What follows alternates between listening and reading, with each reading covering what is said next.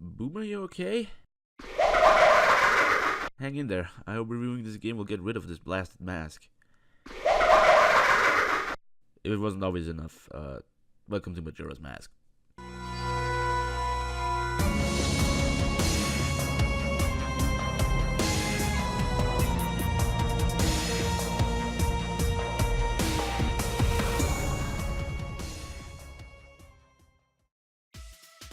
After a review of Ocarina of Time, it is time to review one of the few direct sequels in the Zelda franchise. Yeah, I know, technically they're all sequels or prequels, but Majora's Mask is the direct sequel to Ocarina of Time. After 4 different heroes in the Zelda series, this was something new. This was, of course, before Nintendo decided to publish an official timeline, putting Link's Awakening before the Oracle series. But enough babbling, let's get on with this review. After the massive successes of Ocarina of Time, Nintendo decided to make another 3D Zelda. What a shocker, I know. Just a year after Ocarina of Time's release, Nintendo let us know that Majora's Mask was coming in the end of the year 2000. The modified engine should make the game look more detailed, the characters more animated, the world would feel more alive with more characters on the screen at one time, and last but not least, there would be time travel. I actually remember the announcement of Majora's Mask and I was hyped. The overall theme of the game seemed darker and more mature, and the time travel mechanic was something new and never seen before. Except for Ocarina of Time. Koji Kondo and Toru Minagishi worked on the soundtrack, and do I have to say more? Even if the majority of the music is reused and reworked material from the previous games, it just works so good. We all knew the overworld theme by now.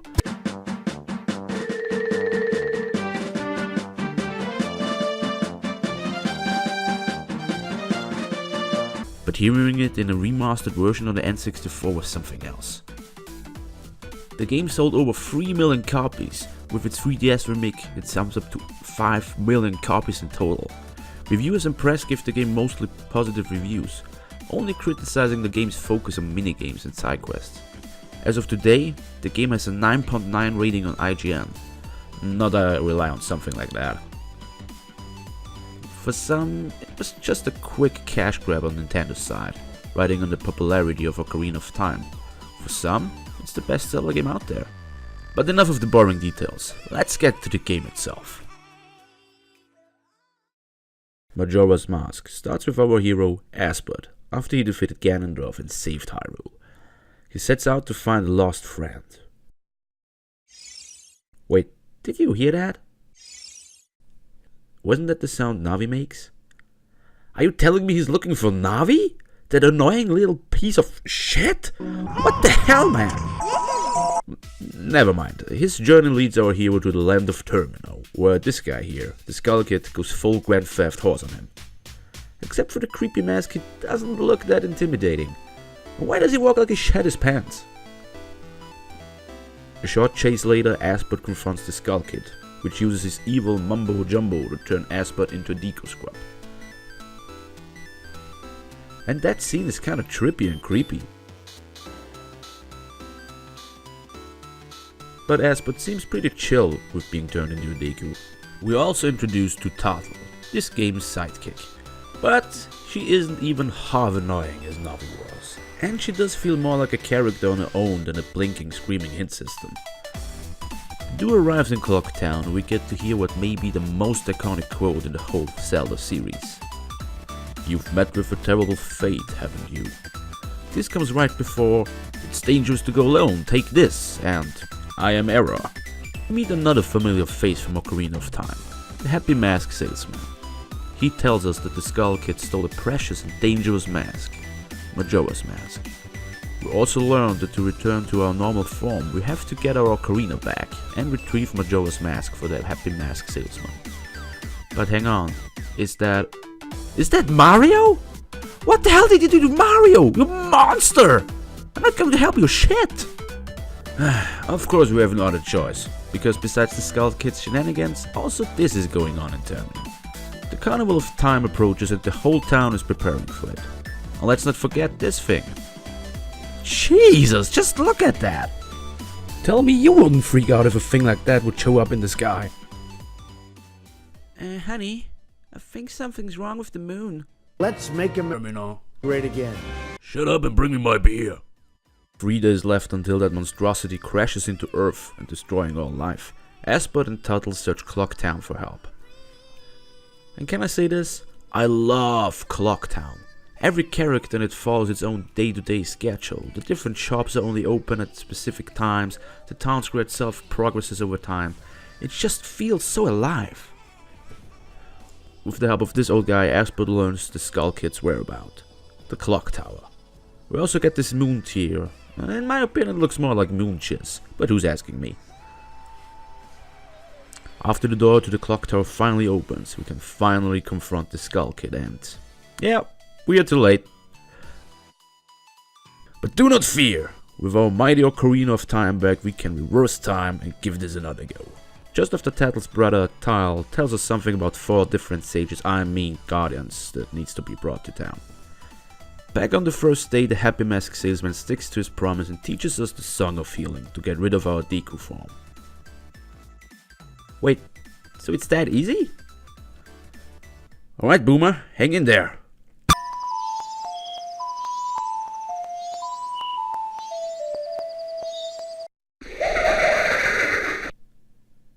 That should have worked.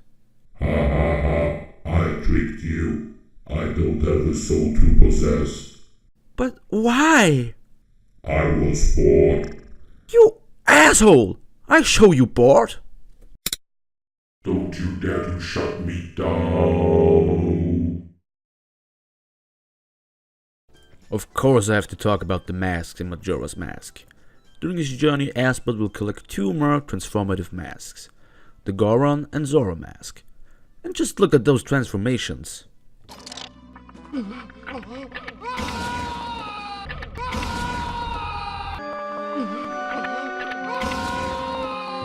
Ugh, that looked painful. But Aspert doesn't only look different, he feels and fights different. Whereas Deku Aspert is more agile and uses Deku flowers to cross obstacles, Goron Aspert is resistant to lava, packs more damage, but is slower. And Zora Aspert, he's my favorite. He breathes underwater, his shield goes bzzzt, and swimming around with him is just so damn fun. Yay, I'm a dolphin! Transformative masks aside, there are 24 different masks in Majora's Mask for us to collect and wear. Some of them are crucial to advance the game, others give you a little perk or just there to have fun. Collecting all of them also gives you an important advantage in the end boss fight. I could talk for hours about the masks in this game, and I'm going to do that, but not just in this video. I'm actually going to make a little guide on how to get certain masks and what to use them for, so stay tuned for that. That's a shapeless plug. Didn't I turn you off? You can't keep down the Boomer. Please, don't talk about yourself in the third form. We are also introduced to the time travel mechanic. With the Song of Time, Aspert is able to travel back to the dawn of the first day to give him more time to fulfill his task. And credit where credit is due, Nintendo did a great job with this. The whole world changes over time, some characters only appear at a certain time at a certain spot, and some side quests can't be done if it did interfere with a character. Good thing you have a temporal reset button. I know, this can be a little bit confusing and overwhelming, but the game is helping you out. The Bomber's Journal gives you a nice little timeline of all the characters you meet in the game. It's truly the stalker's best friend. Who is that? Oh, that's a new running gag. You're a little bit too early, come back later. Back on track. Aspert and Tuttle now set out to free the imprisoned guardians to stop the coming apocalypse. First up is the swamp, where poisoned water makes life difficult. Good thing we got a boat to ride on. Wait, what was that? Surprise, motherfucker! Oh, no! Of all characters, why does he have to come back? Why not Napuro or Stonefucker? I like Ganondorf. Figures, he tried to take over the world. Exactly. At least he teaches us a song for fast travel and reveals that those stone statues act as save points. To find out what exactly is going on in the swamps, Aspert sneaks into the Deku Palace. And things are heated since the beloved princess got kidnapped. They're even cooking a monkey.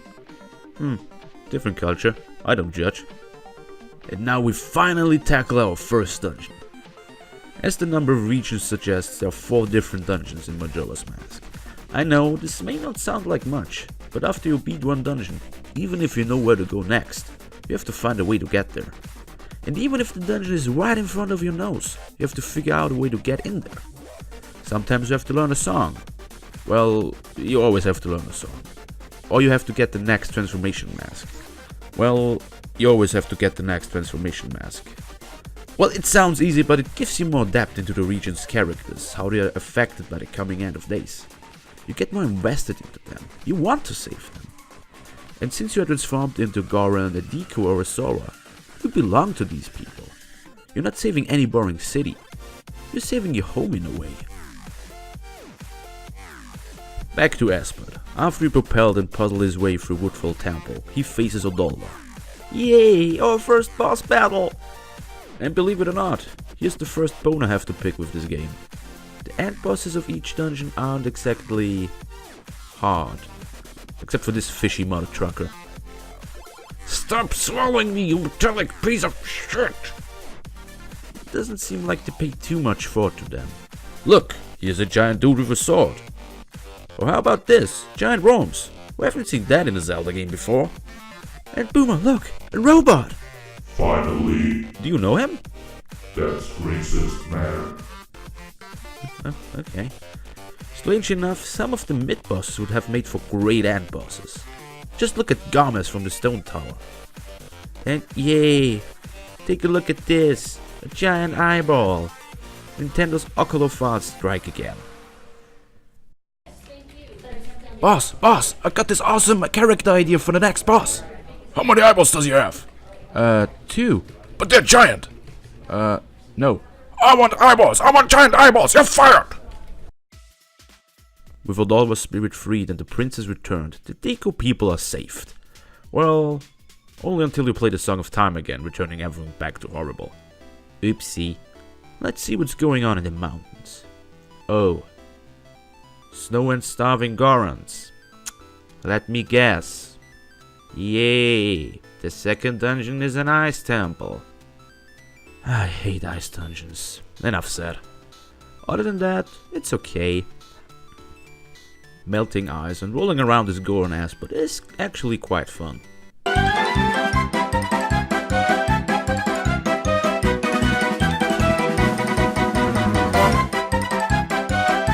You killed him, you monster. With that out of the way, what kind of problem does the Zoras have? There's something about murky water and this girl losing her voice. I don't know what this has to do with the end of the world, but okay. The water temple itself is okay too, and actually short. But the puzzles involving the ice hours are actually quite clever and took me some time to figure out. Maybe you're just stupid. Don't get cocky. I created you. I can destroy you. Last but not least, we move on to the canyon. Well, it's a canyon. I don't really see what's wrong here, besides the child-loving mummies and Garros blowing themselves up. Hang on. This is a desert area, right? And there are hooded, oriental-looking guys blowing themselves up? Awkward! And people said the half moon on Ocarina of Time's mirror shield was racist. I love Ikana Canyon. It includes a lot of side quests and opportunities to collect masks. You also learn the elegy of emptiness here. This song enables you to make soulless copies of yourself. Just look at this face. This belongs on the sex offender side. Or here.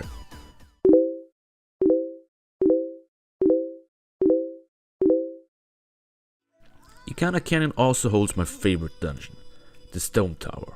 Here you get to use all the collected transformation masks again. There are 3 different mid-bosses and halfway through, the whole dungeon just flips head over. Every time I play this game, I always look forward to beat this dungeon. Alright, next up is the final part of the game, so Boomer? No, Oh come on, you're still sour because I threatened to destroy you? no, Would a chocolate microchip cookie help? yes. Spoiler alert. Spoiler alert. Spoiler alert. With the last garden freed, we head back to Clocktown, collect the Moonchips again and wait for the final night. And now that I see it again, what does the tower remind me of? That's a penis! Facing the Skull Kid again, the 4 guardians now rush to stop the little shit. But turns out that it wasn't the Skull Kid who was responsible for all this. It was the mask all along. Use the Skull Kid as a puppet because the Skull Kid has no friends and that makes him somehow weak-minded? Hey, that's what the game says. So Asbot follows Majora's Mask into the moon and it is surprisingly peaceful in here. I see my new wallpaper right there. To this day, this boss fight is my favorite in the whole franchise. And it is hard as Goron balls. Or you just use the Fierce Deity mask, how I tend to do. Then it's a piece of cake. And just look at Majora's last stage. That fucker's scary. With Majora defeated, the people of Termina are saved, and the Guardians return to their temples. Wait, that's it? Ganon isn't in this game? Well, that's something else for a change. The happy mask salesman finally has his mask back, the Skull Kid makes a new friend in Asbot, and for our hero, he rides into the sunset to face his next adventure. I cannot tell you how it is. I love this game. The time travel had me hooked right from the beginning. Turning back, slowing or skipping time with the Ocarina of Time is just too much fun. It really puts the time into the Hero of Time. Link's different transformations have their own feel and handling. The characters and how they handle the coming destruction makes them come off more like people than computer characters. It was the first game where passing of time really mattered. You have this moon looming over you, coming nearer every minute. The music gets faster, more ominous, the ground starts to shake. Shit is about to go down if you don't do something about it. The overworld may not be as big as in Ocarina of Time, but it feels more alive and changing due to your actions. Link himself feels more human and like a hero that interacts with people. I complained about the camera and targeting system in Ocarina of Time. Nintendo improved it, that's a plus. The puzzles got harder too. There are times where I assure you, you will scratch your head. There are only a few things I have to or can criticize about this game. Some of the quests you need to fulfill to enter a new dungeon are just tedious. Collecting 8 Zora eggs? Fine, but put them into one place or let me carry them at once. Once you're out of bottle place, you have to backtrack and go back again. Collecting all 24 masks can be fun, but how time consuming some of those side quests are can throw some people off. I see why they complain about it. And the dungeon bosses seem a little bit uninspired and are just there to, be there. I think Nintendo realized that not only children were interested into the Zelda series. Majora's Mask feels more mature and darker. And yes, I know about the theory that Link is dead in Majora's Mask and actually in Purgatory, dealing with the 5 stages of grief. But I don't believe that, and that's not what this video is about. A kid can play this game because it is a game. Adults can play it to enjoy its atmosphere and take on how to deal with impending doom. And please take my opinion with a grain of salt. I'm just a weird kangaroo that's reviewing games with his robot. But to me, Majora's Mask blows Ocarina of Time out of the water temple. You stole that quote. Shut up. Yes, Ocarina of Time was important to the franchise and gaming itself. But Nintendo took their experience and skills from Ocarina of Time, honed them and put them into Majora's Mask. I know a lot of people that never played Majora's Mask just because it's an Ocarina of Time ripoff. It's from the same people, come on. That's like saying Ocarina of Time is a Link of the Past ripoff. If you played the game, you probably agree with me. Or you disagree, that's fine too. Let me know what you think about the game. Hey bro, what is this? Give me that. Where the hell did you get all this stuff from? Yeah, the Oracle series is up next.